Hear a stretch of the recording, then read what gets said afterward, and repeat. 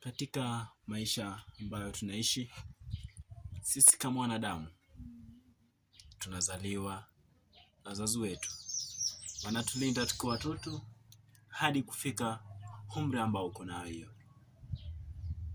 Tunatoka tunaenda shuleni kwa ajili ya kupata masomo.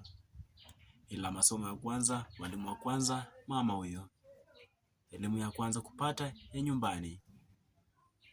Mama anakufunza mwanangu kuwa na heshima. Na tukwenda shuleni wanakufunza pale shuleni. Education is the key of life. Unapambana aujue kesho yako. Hata shuleni wanafunzi wanapokuwa darasani, wanaweza kuwa wanafunzi karibu 1000, ila kila mtu hataondoka mahali pale. Wengine wataondoka kwa walimu, wengine wataondoka wakiwa kama madaktari, wengine wataondoka wakiwa kama sisi tukipigwa na moshi hivi ili kupata riziki yetu.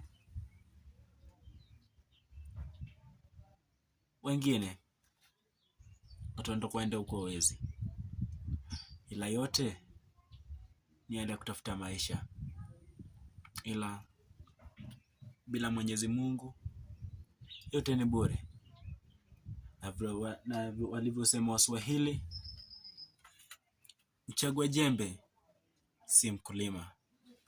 Pia mchagua kazi si mfanyikazi.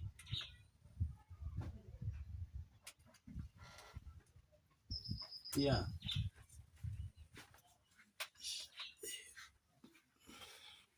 walivyosema wahenga, wembe ni mkali ila kuangusha mti huwezi angusha. Ila panga huu unaweza kukata mti ila kunyanyua ila huwezi. Ila yote 9 katika maisha ambayo tunaishi, sawa wanadamu tunapambana, ila si wote watakutakia mema. Siku zote pambana kivyako na utafanikiwa.